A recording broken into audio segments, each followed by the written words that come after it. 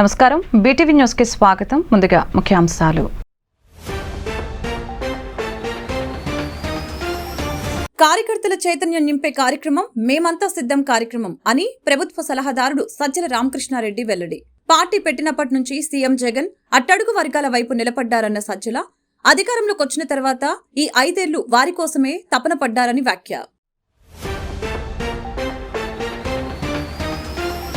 CM Jagan విధ్వంస పాలనకు ఇవే ఆఖరి రోజులన్న టీడీపీ జాతీయ ప్రధాన కార్యదర్శి నారా లోకేష్.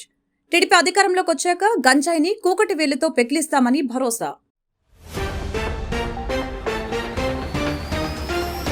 3 పార్టీల సభ అటర్ ఫ్లాప్ అయిందని మంత్రి అంబటి రాంబాబు సెటైర్. ప్రధాని మోదీ వచ్చి మాట్లాడినా వీళ్లకు హైప్ రాలేదని వ్యంగ్యం. ఒకసారి గెలిచి రాష్ట్రాన్ని చిన్నాభిన్నం చేశారని విమర్శ.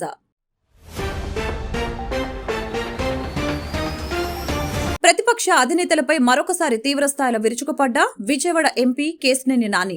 2024 ఎన్నికల తర్వాత టీడీపీ, జనసేన, బీజేపీ పార్టీలో విలీనం అయిపోతాయని జోస్యం. మోడీ భజన చేసేందుకు టీడీపీ, జనసేన నేతలు సిద్ధమయ్యారని విమర్శ.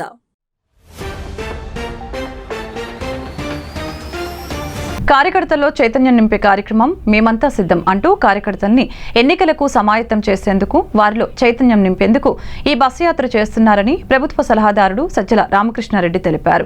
ప్రతి జిల్లా మేమంతా సిద్ధమని డిక్లేర్ చేసేలా గతంలో ఎన్నడూ జరగని విధంగా చాలా పెద్ద ఎత్తున మహాసభలు జరుగుతాయని తెలిపారు. పార్టీ పెట్టినప్పటి నుంచి సీఎం జగన్ అట్టడుగు వర్గాల వైపు నిలబడ్డారని, అధికారంలోకి వచ్చిన తర్వాత ఈ 5 ఏళ్లు వారి కోసమే తపన పడ్డారని తెలిపారు. సీఎం జగన్ చేపడుతున్న మేమంతా సిద్ధం కార్యక్రమంలో వివరాలని ప్రభుత్వ సలహాదారులు సజ్జల రామకృష్ణారెడ్డి మీడియాకు వివరించారు. యాత్రలో రోజు ఉదయం వివిధ వర్గాలతో జరిగే ముఖాముఖిలో ప్రభుత్వం ప్రజలకు మరింతగా సేవ చేసేందుకు అవసరమైన సలహాలు, సూచనలు కూడా తీసుకుంటారని చెప్పారు. మధ్యాహ్నం తర్వాత పార్టీ వారిని కలుస్తారని అన్నారు. సాయంత్రం మహాసభ జరుగుతుందని తెలిపారు. వీలైనంత వరకు ఒక లోక్సభ నియోజకవర్గంలో 2 అసెంబ్లీ సెగ్మెంట్లలో సభలు పెట్టాలని భావిస్తున్నట్లు చెప్పారు. వైఎస్ఆర్సీపీ ఉత్తరాంధ్ర నుంచి అనంతపురం వరకు నిర్వహించిన 4 సిద్ధం సభలు జరిగిన తీరు నా భూతో నా భవిష్యత్ అని, అక్కడికి వచ్చిన లక్షలాది మంది వైఎస్ఆర్సీపీ కార్యకర్తలు సీఎం జగన్ కి నీరాజనాలు పట్టారని తెలిపారు. చెప్పిన మాట మీద నిలబడి విశ్వసనీయతకు మారుపేరుగా 5 ఏళ్ల పాలనలో ప్రజలకు 20 ఏళ్ల పాటు జరగనంత అభివృద్ధి, సంక్షేమాన్ని అందించారని అన్నారు. మేనిఫెస్టోలో ఇచ్చిన హామీల్లో 99% అమలు చేసి మేనిఫెస్టోలకే కొత్త అర్థం ఇచ్చి ఒక రాజకీయ పార్టీ, ఒక నాయకుడు ఇలా ఉండాలి అనేలాగా మార్గదర్శకత్వం ఇచ్చారని తెలియజేశారు. షెడ్యూల్ వచ్చిన నేపథ్యంలో నెక్స్ట్ స్టెప్గా జగన్మోహన్ రెడ్డి గారు బస్ యాత్ర రాష్ట్రం కింది నుంచి ఇడుపులపాయ నుంచి ఉత్తరాంధ్ర వరకు నిర్వహించాలని తలపెట్టింది పార్టీ. ఒకవైపు రాష్ట్ర స్థాయిలో 4 చోట్ల దీని దిక్కులు పిక్కటలేలాగా దాని ప్రతిధ్వని వినపడింది సిద్ధం సభలది. జాతీయ స్థాయిలో కూడా అందరి దృష్టి ఈ వైపు మళ్ళింది. దానికి కొనసాగింపుగా గ్రాస్ రూట్స్లో కింద ఆల్రెడీ మేము సిద్ధం, మా బూత్ సిద్ధం అని చెప్పి బూత్ స్థాయిలో కూడా ఎక్కడికెక్కడికి బూత్ కమిటీలు ఫామ్ కావడము, వాళ్ళందరూ కూడా ఆఖరు క్షేత్రస్థాయిలో గ్రాస్ రూట్స్లో కార్యకర్తలు కూడా వాళ్ళు ప్రతినబూని వచ్చే ఎన్నికలకు సమాయత్తముగా ఉన్నామని వాళ్ళు ప్రకటించిన ప్రాసెస్ అది ఇంకా నడుస్తుంది. దీని కొనసాగింపుగానే ఈరోజు కొత్త కార్యక్రమం టేకప్ చేశాం. ఈ నెల 27 నుంచి గౌరవ ముఖ్యమంత్రి, వైఎస్ఆర్ కాంగ్రెస్ పార్టీ అధ్యక్షులు జగన్మోహన్ రెడ్డి గారు ఇడుపులపాయ నుంచి బస్ యాత్ర ప్రారంభిస్తారు. ఈ సీఎం జగన్ విధ్వంస పాలనకు ఇవే ఆఖరి రోజులని టీడీపీ జాతీయ ప్రధాన కార్యదర్శి నారా లోకేష్ వ్యాఖ్యానించారు. టీడీపీ అధికారంలోకి వచ్చాక గంజాయిని కూకటి వేళ్లతో పెకిలించేస్తామని హామీ ఇచ్చారు. ఏ సీఎం అయినా తమ పరిపాలనను ఏదైనా శుభకార్యం లేక అభివృద్ధి కార్యక్రమాలతోనూ ప్రారంభిస్తారని, అయితే సీఎం జగన్ మాత్రం విధ్వంసంతో తన పాలనను ఆరంభించారని టీడీపీ జాతీయ ప్రధాన కార్యదర్శి లోకేష్ ధ్వజమెత్తారు. ప్రజావేదికతో మొదలైన ముఖ్యమంత్రి విధ్వంస పాలనతో ప్రజలు 5 ఏళ్లు నరకం అనుభవించారని మండిపడ్డారు. గుంటూరు జిల్లా తాడేపల్లిలోని అపర్ణ అపార్ట్మెంట్ వాసులతో నారా లోకేష్ భేటీ అయ్యారు. ఈ క్రమంలో మాట్లాడిన ఆయన హిందూపురం, కుప్పం నియోజకవర్గాలతో పోటీ పడేలా మంగళగిరిని అభివృద్ధి చేస్తారని హామీ ఇచ్చారు. గంజాయిని రాష్ట్రమంతా విస్తరించిన ఎమ్మెల్సీ అనంతబాబును ముఖ్యమంత్రి జగన్ పక్కన పెట్టుకున్నాడు అంటే ఎలాంటి సంకేతాలిస్తున్నారో ప్రజలకు అర్థమవుతుందని తెలిపారు. టీడీపీ అధికారంలోకి వచ్చాక కుటుంబాలను చిన్నాభిన్నం చేస్తున్న గంజాయిని కూకటి వేలతో పెకిలించేస్తామని ప్రజలకు హామీ ఇచ్చారు. ప్రభుత్వ ఉద్యోగులను పరిపాలనలోను అభివృద్ధిలోనూ భాగస్వాములు చేస్తామని అన్నారు. మళ్ళీ ఉద్యోగాల కోసం ఎత్తుక్కునే పరిస్థితికి వచ్చాం. ఇంకా 2 నెలలు ఓపిక పట్టండి, మన ప్రభుత్వం వస్తుంది. మన నినాదం ఒకటే, ఒకే రాష్ట్రం ఒకే రాజధాని, అది అమరావతి. కానీ అభివృద్ధి వికేంద్రీకరణ జరగాలి. సో అన్ని ప్రాంతాలని సమగ్రంగా అభివృద్ధి చేస్తాం, ముందలు తీసుకెళ్తాం. ఒక్కొక్క జిల్లాకి ఒక్కొక్క ప్రాధాన్యత ఇచ్చి ఆ మొత్తం ఎకో సిస్టమ్ క్రియేట్ చేసే బాధ్యత మేము తీసుకుంటామని ఈ సభాముఖం మీ అందరికీ తెలుపుతున్నాం. ఇంకా మంగళగిరికి వచ్చేగల 2019లో 21 రోజుల ముందల నేను తెలుగుదేశం పార్టీ అభ్యర్థిగా ఇక్కడ నిలబడ్డా. చాలా మందికి నేనేంటో అర్థం అవ్వలేదు, మీరు ఎదుర్కొంటున్న సమస్యలు నేను తెలుసుకోలేకపోయా. దానివల్ల ఆనాడు 5,350 ఓట్లతో ఓడిపోవడం జరిగింది. కానీ ఓడిపోయిన దగ్గర నుంచి మంగళగిరిలోనున్నా, ఓడిపోయిన దగ్గర నుంచి మంగళగిరి ప్రజల గురించి ఆలోచించా. మీ అందరికి వర్తించదు కానీ దాదాపు 29 సంక్షేమ అభివృద్ధి కార్యక్రమాలు మంగళగిరి ప్రజల కోసం నేను చేశా. ఇంక్లూడింగ్ ప్రతిపక్షంలో ఉన్న ఐటీ పరిశ్రమని మంగళగిరికి నేను తీసుకొచ్చా. ఈరోజు ఆ కంపెనీలో 150 మంది పనిచేస్తున్నారు. చిన్నదే, నేను పెద్ద కంపెనీ అని నేను అనట్లా, కానీ ప్రతిపక్షంలో ఉంటూ నేను తీసుకొస్తాం కూడా జరిగింది. సో కసితో, ఒక పట్టుదలతో మంగళగిరిని అభివృద్ధి చేయాలన్న లక్ష్యంతో ఈరోజు నేను మీ ముందర నుంచుంటున్నా. మీరందరూ చూస్తుంటారు, చేనేతలు ఆదుకునేదానికి టాటాతో ఒప్పందం కుదుర్చుకుని ఒక వీవర్శాల ప్రారంభించాం. చేనేతలుగా వాళ్ళ వృత్తి చనిపోతుంది, వాళ్ళని ఆదుకోవాలని అది ప్రారంభించాం. ఇప్పుడు ఏకంగా టాటానే కాదు ఇతర పరిశ్రమలతో కూడా మాట్లాడి అసలు ఎందుకు దక్షిణ భారతదేశానికి ఒక గోల్డ్ క్లస్టర్ అంటే సెజ్ లాంటిది ఎందుకు మంగళగిరికి తీసుకురాలేమని ఎక్కువ శాతం మంది 3 పార్టీల సభ అటర్ ఫ్లాప్ అయిందని మంత్రి అంబటి రాంబాబు సెటైర్లు వేశారు. ప్రధాని మోదీ వచ్చి మాట్లాడినా వీళ్లకు హైప్ రాలేదని వ్యంగ్యం ప్రదర్శించారు. 2014లోనూ ఇదే కూటమి పోటీ చేసిందని వెల్లడించారు. ఒకసారి గెలిచి రాష్ట్రాన్ని చిన్నాభిన్నం చేశారని విమర్శలు చేశారు. ఈ నెల 17న చిలకలూరిపేటలో టీడీపీ, జనసేన, బీజేపీ కూటమి నిర్వహించిన ప్రజాగలం సభపై ఏపీ మంత్రి అంబటి రాంబాబు విమర్శనాస్త్రాలు సంధించారు. ప్రజాగలం సభతో ఏం సందేశం ఇచ్చారు? 2014లోనూ ఇదే కూటమి పోటీ చేసింది కదా, నాడు ప్రజలు పొరపాటున ఓటు వేస్తే గెలిచారు. అధికారంలోకి వచ్చి ఆగం చేశారు, రాష్ట్రాన్ని చిన్నాభిన్నం చేశారు. ఆ తర్వాత విడిపోయినారని ఒకరినొకరు తిట్టుకున్నారు. ప్రధాని మోదీని చంద్రబాబు ఏమని తిట్టారో ప్రజలందరికీ ఇంకా గుర్తుంది. నాడు కూటమి కుమ్ములాటలు చూసిన ప్రజలు మళ్లీ వీళ్లకు ఓటేసే పరిస్థితి లేదని అంబటి అభిప్రాయం వ్యక్తం చేశారు. ఇటీవల 3 పార్టీలు కలిసి నిర్వహించిన సభ ఘోరంగా విఫలమైందని అన్నారు.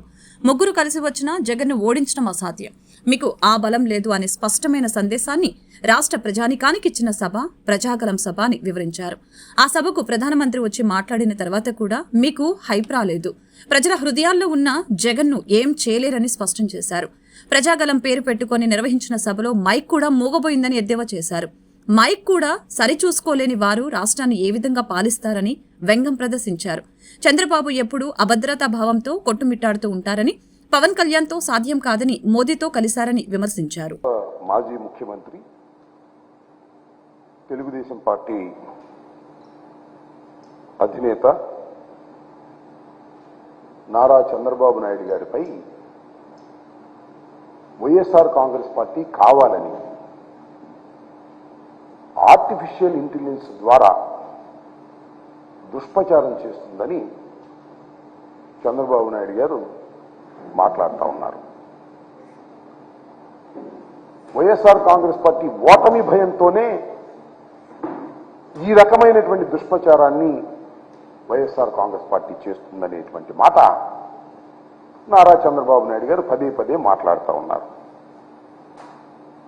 ఇక రెండో అంశం ఏంటంటే, సాక్షాత్తు ప్రధానమంత్రి వచ్చి ఆంధ్రప్రదేశ్లో చిలకలూరిపేటలో మీటింగ్ పెడితే కనీసమైన భద్రత కూడా కల్పించలేకపోయింది ప్రభుత్వం, పోలీసు యంత్రాంగం అనేటువంటి ఒక దుష్ప్రచారాన్ని ప్రారంభించారు.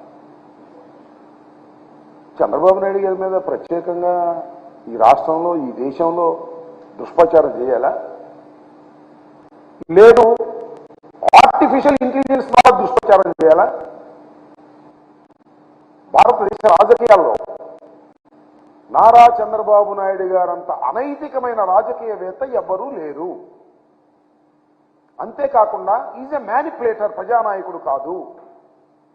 అనేక మోసాలు చేసి అధికారాన్ని నిలబెట్టుకోవడానికి ప్రయత్నం చేసేటటువంటి ఒక నీచమైన మనస్తత్వం కలిగినటువంటి వ్యక్తి అనేది చాలా స్పష్టంగా ఎస్టాబ్లిష్ అయిపోయినటువంటి ఫ్యాక్ట్. ఆయన మీద మన ఆర్టిఫిషియల్ ఇంటెలిజెన్స్ నాకు అర్థం కాదా. ముస్లింల గురించి ఎప్పుడు ఏ విధంగా మాట్లాడాడో ప్రజలందరికీ గుర్తుంది, ముఖ్యంగా ముస్లింలకు మరింతగా గుర్తుంది. నేను మనవి చేస్తున్నా, ఇవాళ ఈ రాష్ట్రంలో భారతీయ జనతా పార్టీతో పొత్తు పెట్టుకున్నటువంటి సైకిల్కి ఓటు వేస్తే ముస్లింలకు ప్రతిపక్ష అధినేతలపై విజయవాడ ఎంపీ కేశినేని నాని మరొకసారి తీవ్ర స్థాయిలో విరుచుకుపడ్డారు. 2024 ఎన్నికల తర్వాత టీడీపీ, జనసేన, బీజేపీ పార్టీలో విలీనం అయిపోతాయని జోస్యం చెప్పారు. మోడీ భజన చేసేందుకు టీడీపీ, జనసేన నేతలు సిద్ధమయ్యారని విమర్శలు గుప్పించారు. విజయవాడ ఎంపీ కేశినేని నాని విజయవాడలో మీడియాతో మాట్లాడారు. మోడీ భజన చేసేందుకు టీడీపీ, జనసేన నేతలు సిద్ధమయ్యారని అన్నారు. ఊసరవెల్లిలా రంగులు మార్చే వ్యక్తి చంద్రబాబు అని చెప్పారు. ఎన్టీఆర్ ఆత్మగౌరవాన్ని బీజేపీ పెద్దలకు తాకట్టు పెట్టింది చంద్రబాబు అని అన్నారు. పిఠాపురంలో ఓడిపోవటానికి పవన్ సిద్ధంగా ఉండాలని అన్నారు. ఓటమి భయంతోనే పవన్ అసంబద్ధ వ్యాఖ్యలు చేస్తున్నారని, ప్రజాగలం సభలో మోడీని చంద్రబాబు, పవన్ కళ్యాణ్ కు సాల్వాతో సత్కరించడం కూడా చేతకాలేదని అన్నారు. 2024 ఎన్నికల తర్వాత టీడీపీ, జనసేన, బీజేపీ పార్టీలు విలీనం అయిపోతాయని జోస్యం చెప్పారు. లోకేష్ కనుసన్నల్లోనే టీడీపీ సోషల్ మీడియా నడుస్తుందని అన్నారు. దేశంలోనే అభివృద్ధి, సంక్షేమం విషయంలో ఆంధ్రప్రదేశ్ రాష్ట్రం ముందు ఉందని తెలిపారు. తూర్పు నియోజకవర్గంలో 2 సార్లు ఎమ్మెల్యేగా ఉండి గద్దె రామ్మోహన్ విఫలమయ్యారని అన్నారు. ఇన్ఛార్జిగానే 650 కోట్లతో దేవినేని అవినాష్ తూర్పు నియోజకవర్గాన్ని అభివృద్ధి చేశారని తెలిపారు. దేవినేని అవినాష్ తూర్పు నియోజకవర్గంలో తనదైన ముద్ర వేశారని కొనియాడారు. మంచివాడిగా ముసుగు వేసుకున్న అసమర్థుడు టీడీపీ ఎమ్మెల్యే గద్దె రామ్మోహన్ అని విమర్శించారు. ఇవాళ దాదాపు 650 కోట్లతో ఆ రిటైనింగ్ వాళ్ళు నిర్మించడం, ఈ ప్రాంతంలో దాదాపు 25,000 కుటుంబాలంటే 1,00,000 మందికి దగ్గర 1,00,000 మందికి పైగా మరి ఒక వరద నీటి నుంచి రక్షణ కల్పిస్తాం. మరి జగన్మోహన్ రెడ్డి గారు, అట్లాగే ఆ కార్యక్రమాన్ని తీసుకున్నటువంటి అవినాష్ గారు, మొత్తం ఈ ప్రాంతం అంతా కూడా ఇవాళ చాలా హ్యాపీగా, ఎంత వరద వచ్చినా కూడా మేము సేఫ్గా ఉంటాము, మాకు వరదతో ప్రమాదం ఉండదు, వరద ముంపు రాదు అని చెప్పి గుండెల మీద చేసుకునే పరిస్థితి కల్పించింది అవినాష్ గారు. అది చేపించింది పెట్టింది మరి ముఖ్యమంత్రి జగన్మోహన్ రెడ్డి గారు. అట్లాగే అదే కాకుండా ఇవాళ ఇక్కడ ఈ డివిజన్లో 15వ డివిజన్లో దాదాపు 20 కోట్లతో ఏదైనా కానీ డెవలప్మెంట్. ఇప్పుడు వెళ్తాంటే ఇళ్ళకి ఈ కింద ఇళ్ళకి కూడా నీళ్ళు లేవు. మరి డిప్యూటీ మేయర్ గారు అట్లాగే అవినాష్ గారు కలిసి ఈ ప్రతి ఇంటికి కూడా నీళ్ళ పైప్ లైన్ వేసి మంచి తాగునీటి సదుపాయం ఎన్నో ఏళ్ల తర్వాత కల్పించారు. అట్లా అన్నీ ఎప్పుడు చాలా పెండింగ్ ఉన్నటువంటి పనులన్నీ కూడా ఇవాళ ఒక సమర్థమైన నాయకత్వం ఇచ్చి అవినాష్ పూర్తి చేస్తున్నాడు. నిజంగా అభినందనీయం. అట్లాగే 94లో ఇండిపెండెంట్ ఎమ్మెల్యేగా గన్నవరంలో గెలిచాడు గద్దె రామ్మోహన్ గారు. ఒక్క చిన్న పని కూడా గన్నవరంకి ఆయన చేసింది పాపన పోలా. అలాగే 99 నుంచి 2004 వరకు ఎంపీగా చేశాడు. ఒక్క చిన్న పని కూడా విజయవాడకు చేసినటువంటి దాఖలాలు లేవు. ఆ తర్వాత మళ్ళీ ఇప్పుడు 10 ఏళ్ళు ఇక్కడ ఎమ్మెల్యేగా చేస్తున్నాడు. కానీ ఆయన కేవలం ఒక మంచివాడు ముసుగులో ఉన్నటువంటి అసమర్థుడు, అట్లాగే ఒక అపరిచితుడు. ఆయన చెప్పేది ఒకటి, చేసేది ఒకటి, పైకి కనపడేది ఒకటి, లోన ఉండేది ఒకటి. సో అటువంటి వ్యక్తులకు ఓటేస్తే ఆ ఓటు కూడా వదలపోతుంది. ఏపీ పోలీసు ఉన్నతాధికారులు ఫోన్ ట్యాపింగ్లకు పాల్పడుతున్నారని టీడీపీ పోలిట్ బ్యూరో సభ్యులు బోండా ఉమామేశ్వరరావు ఆరోపించారు. పోలీసు ఉన్నతాధికారులు నరేందర్ రెడ్డి, రవీందర్ రెడ్డి, వేణుగోపాల్ రెడ్డిలు టీడీపీ అధినేత చంద్రబాబు, జనసేన అధినేత పవన్ కళ్యాణ్, ఈసీ ఉన్నతాధికారుల ఫోన్ ట్యాపింగ్ చేస్తున్నారని ఆరోపణలు గుప్పించారు. మంగళగిరిలో పార్టీ రాష్ట్ర కార్యాలయంలో టీడీపీ పోలిట్ బ్యూరో సభ్యులు బోండా ఉమామేశ్వరరావు మీడియాతో మాట్లాడారు. తెలంగాణలో విచ్చలవిడిగా ఫోన్ ట్యాపింగ్ చేసినట్లే ఏపీలోనూ జరుగుతుందని తెలిపారు. డబ్బు, మద్యం అక్రమ రవాణా రిషాంత్ రెడ్డి అనే అధికారి చూస్తున్నారని బోండా ఉమ్మ తెలియజేశారు. పోలీస్ అధికారి కొల్లి రఘురామరెడ్డి లక్ష్యం తెలుగుదేశం, జనసేన, బీజేపీ నాయకులు, కార్యకర్తలపై తప్పుడు కేసులు పెట్టడమేనని అన్నారు. ఫోన్ ట్యాపింగ్ జరుగుతుందని గతంలోనే అమర్నాథ్ రెడ్డి, పెద్దిరెడ్డి, రామచంద్రరెడ్డి ధృవీకరించారని బోండా ఉమ్మ తెలిపారు. ఐపీఎస్ రూల్స్ కి బదులు వైఎస్ఆర్సీపీ రూల్స్ కొందరు అధికారులు అమలు చేస్తున్నారని మండిపడ్డారు. కేంద్ర ఎన్నికల సంఘం జోక్యం చేసుకుని వీరిని వెంటనే తొలగించాలని బోండా ఉమ్మ డిమాండ్ చేశారు. కొంతమంది ఐపీఎస్లే వాలంటీర్లాగా పనిచేస్తూ ఉన్నారు. గతంలో కూడా వీళ్ళ మీద అనేకమైనటువంటి ఇష్యూస్లో పక్కాగా దొరికిపోయినా వీళ్ళకి తాడేపల్లి ఆశీస్సులు ఉండటం వల్ల, తాడేపల్లికి సొంత మనుషులు అవటం వల్ల ఎక్కడా కూడా ఎటువంటి చర్యలు తీసుకోలే. ఇవాళ ఈ ఐపీఎస్లో బరితెగింపు అనేది కనబడతా ఉంది. సాక్షాత్తు ప్రధానమంత్రి వచ్చినటువంటి మోడీ గారు వచ్చినటువంటి సభకే విఫలం చేయాలని ఐపీఎస్లే కుట్ర పన్నారనంటే ఏ విధంగా ఉంది రాష్ట్రంలో పరిస్థితులు? ఇవాళ ఎలక్షన్ కమిషన్ ఆఫ్ ఇండియా ఫిర్యాదు చేశాం. స్పందించాల్సిన అవసరం ఉంది. ఎలక్షన్ కమిషన్ ఆఫ్ ఇండియా పూర్తి ఎంక్వైరీ చేయాల్సిన అవసరం ఉంది. ఒక ప్రధానమంత్రే సభలో లా అండ్ ఆర్డర్ని కంట్రోల్ చేయడానికి ప్రోటోకాల్ బ్రేక్ చేసి నరేంద్ర మోడీ గారు మైక్ ముందుకొచ్చి పోలీసుల్ని అలర్ట్ చేశారంటే, గాజువాక భీమవరం ఏరియాలో ఓడిపోయిన పవన్ కళ్యాణ్కి ఓటమి ఏమీ కొత్త కాదని మాజీ మంత్రి వెల్లంపల్లి శ్రీనివాస్ అన్నారు. ఆయనకి పిఠాపురంలో ఓట్లు రావని, వంగా గీత చేతిలో పవన్ కళ్యాణ్ ఓడిపోతున్నారని చెప్పారు. రేపు ఎన్నికల తర్వాత బీజేపీ జనసేన విలీనం కాబోతుందని జోసిన్ చెప్పారు. వైఎస్ఆర్సీపీ సెంట్రల్ నియోజకవర్గం వైఎస్ఆర్సీపీ అభ్యర్థి వెల్లంపల్లి శ్రీనివాసరావు బుధవారం నాడు నియోజకవర్గంలో స్థానిక 32వ డివిజన్, అయోధ్యనగర్, లోటస్ ఏరియా తదితర ప్రాంతాలలో స్థానిక డివిజన్ పార్టీ ఇన్ఛార్జి గుండె సుందర్పాల్, లోటస్ అసోసియేషన్ సభ్యులు మరియు తదితరులతో కలిసి ప్రతి ఇంటికి వెళ్లి కరపత్రం ఇస్తూ ప్రజలతో మమేకమై ఓట్లను అభ్యర్థించారు. ఈ సందర్భంగా వెల్లంపల్లి మాట్లాడుతూ లోటస్ సెక్టార్ 2లో పర్యటించడం జరిగిందని తెలిపారు. లోటస్ అభివృద్ధికి కృషి చేస్తామని హామీ ఇచ్చారు. ఈ డివిజన్ నుంచి మంచి మెజారిటీ ఇస్తామని ప్రజలు తెలుపుతున్నారని అన్నారు. గాజువాక భీమవరం ఏరియాలో ఓడిపోయిన పవన్ కళ్యాణ్కి ఓటమి ఏమీ కొత్త కాదని అన్నారు. ఆయనకి పిఠాపురంలో ఓట్లు రావని తెలిపారు. వంగ గీత చేతిలో పవన్ కళ్యాణ్ ఓడిపోతున్నారని అన్నారు. ఓడిపోతాను అని తెలిసి కూడా అటువంటి మాటలు మాట్లాడుతున్నారని అన్నారు. మోడీ చెప్పేది ఇనేవాడికి నీకు పార్టీ ఎందుకు అని ప్రశ్నించారు. రేపు ఎన్నికల తర్వాత బీజేపీ జనసేన విలీనం కాబోతుందని అన్నారు. నేను విలీనం చేయను అని శ్రీపాద వల్లభుడు సాక్షిగా ప్రజలకు సమాధానం చెప్పాలని అన్నారు. కుప్పంలో చంద్రబాబు, మంగళగిరిలో లోకేష్ ఓడిపోతున్నాడని అన్నారు. ఈ కార్యక్రమంలో 49 డివిజన్ కార్పొరేటర్ బుల్లా విజయ్, రాష్ట్ర వాణిజ్య విభాగం అధ్యక్షులు కొండపల్లి బుచ్చి, 32 డివిజన్ సీనియర్ నాయకులు, కార్పొరేటర్లు, డివిజన్ పార్టీ నాయకులు, కార్యకర్తలు, అభిమానులు తదితరులు పాల్గొన్నారు. అతనికి ఏమైనా ఓటమైన కొత్త, దానికి ఏమన్నా ఓటమైన కొత్త అయితే కనుక మనం ఆలోచించాలి. అతను పిఠాపురం 1,00,000 ఓట్లు వస్తాయేమో చూడండి, అసలు ఓట్లు పడతాయని చూడమని చెప్పండి. ఆయనకి 1,00,000 ఓట్లు మెజార్టీ కాదు. అక్కడ మా వంగా గీత గారు మామూలు క్యాండిడేట్ కాదు. ఆమె 2009లో ప్రజారాజ్యంలో గెలిచింది. ఆమె మళ్ళీ ఎంపీగా గెలుపొందారు. రేపు ఉదయం పవన్ కళ్యాణ్ మీద కూడా మంచి మెజార్టీతో గెలవబోతున్నారు. ఎందుకంటే నిజంగా కనుక అతనికి ఒక నాయకుడిగా చిత్తశుద్ధి ఉంటే, ఇప్పుడు జగన్మోహన్ రెడ్డి గారు పులివెందులో పోటీ చేస్తున్నారు, చంద్రబాబు నాయుడు గారు కుప్పంలో పోటీ చేస్తున్నాడు, చివరికి నారా లోకేష్ కూడా మంగళగిరిలోనే అతను ఓడిపోయి అక్కడ పోటీ చేస్తున్నాడు. మరి ఈరోజు భీమవరం గాజువాక ఎందుకు వదిలేసాడు ఇతను? ఓటమి భయం కదా.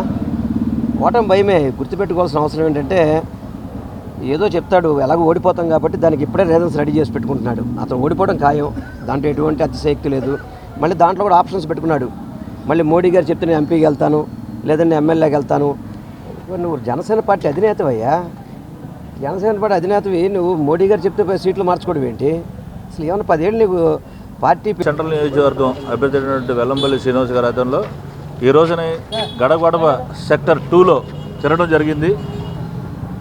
ఈ 32వ డివిజన్లో స్వల్ప తేడాతో ఓడిపోయిన కాడప్పుడు కూడా 14 కోట్లతో అభివృద్ధి చేయటం, అలాగే ఒక మోడల్ డివిజన్గా విజయవాడ నగరంలోనే ఒక మోడల్ డివిజన్గా తీర్చిదిద్దిన ఘనత వైఎస్ఆర్ కాంగ్రెస్ పార్టీకి, వైఎస్ఆర్ కాంగ్రెస్ పార్టీ ఎమ్మెల్యేలకే దక్కుద్ది. అదేవిధంగా ఈ రోజున మేము సెక్టర్ 2లో తిరుగుతుంటే ప్రతి ఒక్కరు బ్రహ్మరథం పడుతున్నారు. మేము తెలియక లాస్ట్ టైం తప్పు చేసామండి, ఈసారి మేము అలాంటి తప్పు చేయదలుచుకోలేదు. మీరు 7.5 కోట్లు ఖర్చు పెట్టి సెక్టర్ 1 క్లాస్ ఏరియాలో మోడల్ డివిజన్ చేసినందుకు ప్రతి ఒక్కరు మీకు రుణపడి ఉంటాం, మీకు కంపల్సరీ మిమ్మల్ని ఆశీర్వదించి మీకు ఓట్లేస్తామని చెప్పి చెప్తున్నారు. అదేవిధంగా ఈనాడు పేపర్లో కానీ వీటిలో కానీ 32వ డివిజన్ అభివృద్ధికి నోచుకోలేదు గత 20 సంవత్సరాలుగా అంటున్నారు. మేము ఈ రోజుని పిలిచిన బహిరంగ దీనికి చర్చగా రమ్మంటున్నాం. ఒకసారి వచ్చి చూడండి. ఎలా తెలుగుదేశం పార్టీ యువనేత నారా లోకేష్ కాన్వాయ్ను పోలీసులు తనిఖీ చేశారు. ఎన్నికల కోడ్ అమల్లోకి రావడంతో విధుల్లోకి దిగిన పోలీసులు ఉండవల్లి కరకట్ట సమీపంలో లోకేష్ కాన్వాయ్ను ఆపి తనిఖీలు నిర్వహించారు. తాడేపల్లిలోని అపార్ట్మెంట్ వాసులతో ముఖాముఖి కార్యక్రమానికి వెళ్తున్న లోకేష్ కాన్వాయ్ని అన్ని కార్లను పోలీసులు తనిఖీ చేశారు. ఎన్నికల కోడ్ అమల్లోకి రావడంతోనే తనిఖీ చేస్తున్నట్లు లోకేష్ కు పోలీసులు తెలిపారు.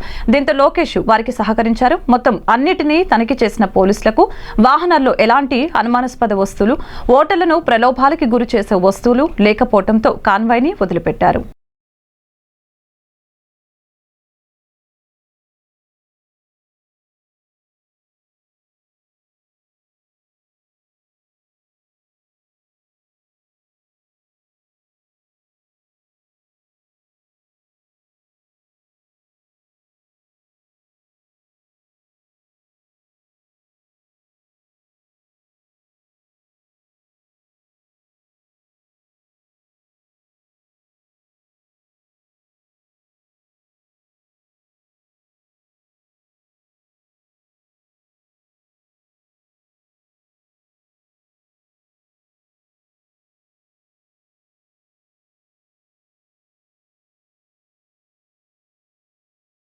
రాష్ట్ర హక్కులను స్వార్థ ప్రయోజనాల కోసం కేంద్రం వద్ద తాకట్టు పెట్టిన టీడీపీ, వైసీపీ, జనసేన పార్టీలకు ఈ ఎన్నికల్లో ప్రజలు బుద్ధి చెప్పాలని సెంట్రల్ నియోజకవర్గ సిపిఎం అభ్యర్థి బాబురావు పిలుపునిచ్చారు.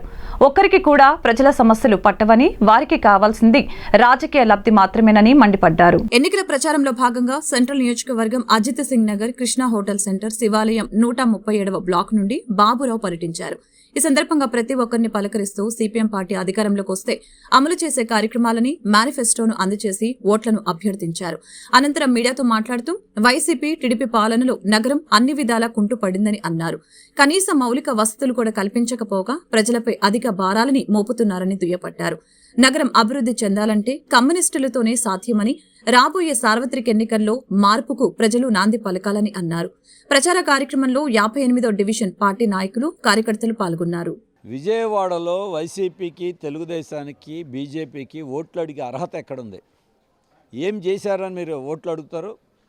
అమరావతిని, విజయవాడని నాశనం చేసిన పాపం అటు వైసీపీ, ఇటు బీజేపీ, కేంద్రము, రాష్ట్రము.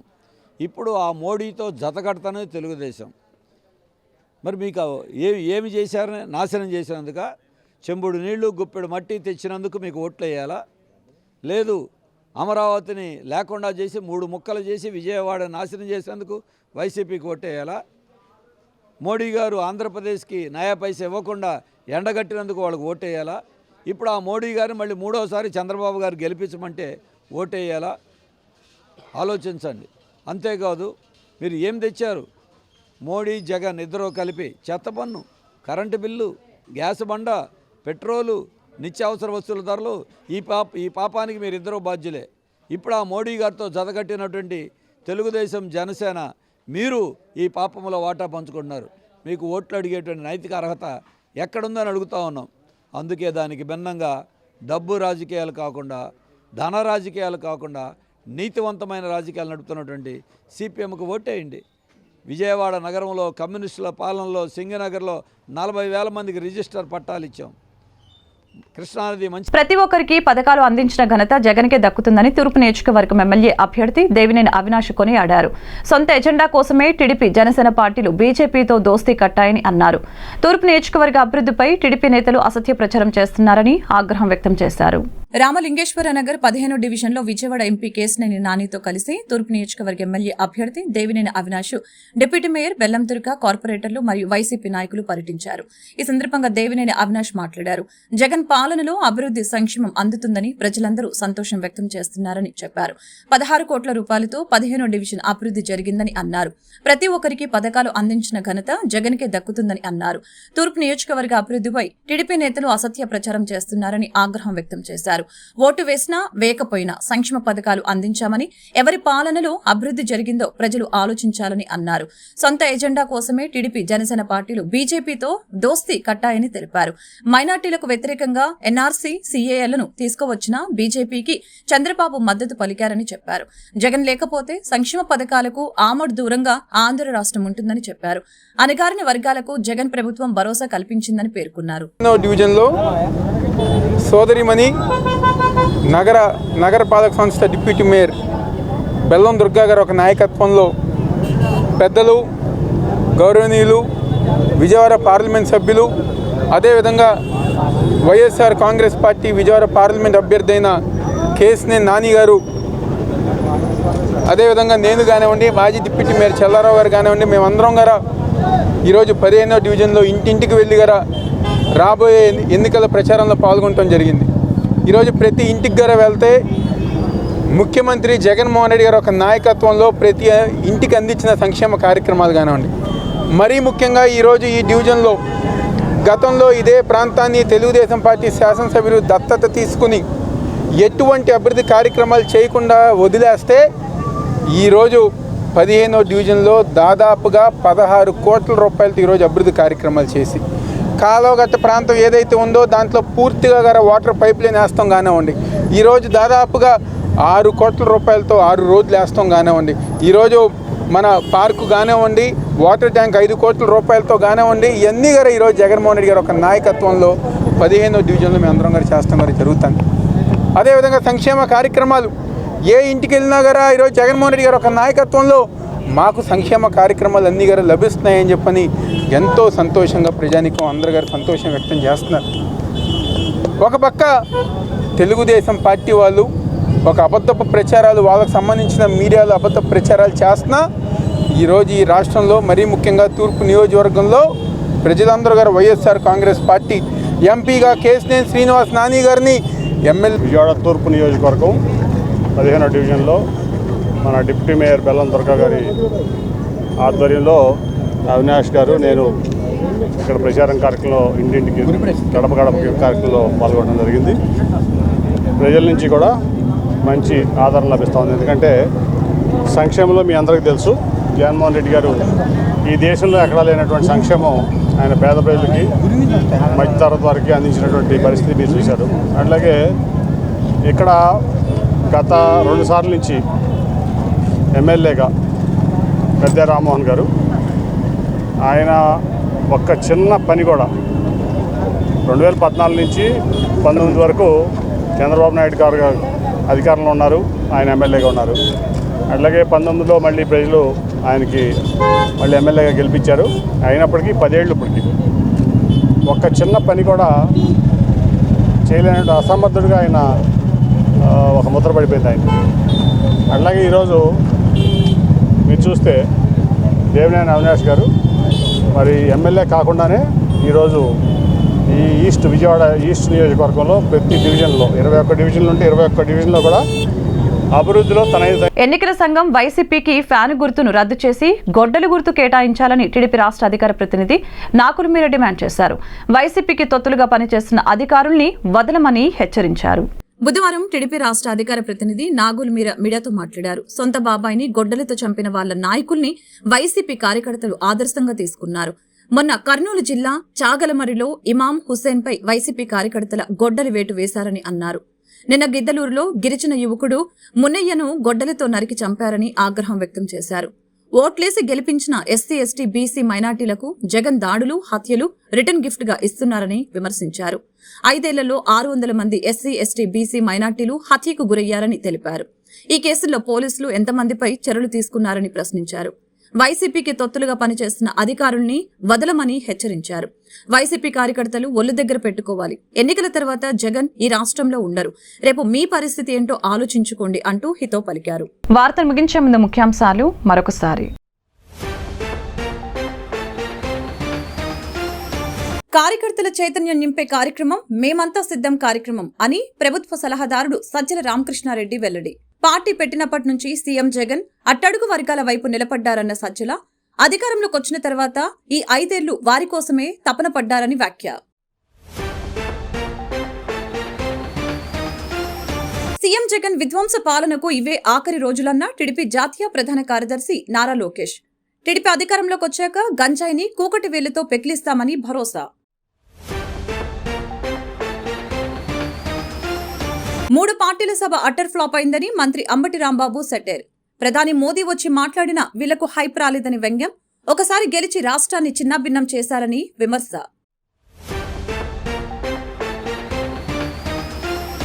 ప్రతిపక్ష అధినేతలపై మరొకసారి తీవ్రస్థాయిలో విరుచుకుపడ్డ విజయవాడ ఎంపీ కేశినేని నాని 2024 ఎన్నికల తర్వాత టీడీపీ, జనసేన, బీజేపీ పార్టీలో విలీనం అయిపోతాయని జోస్యం, మోడీ భజన చేసేందుకు టీడీపీ, జనసేన నేతలు సిద్ధమయ్యారని విమర్శ.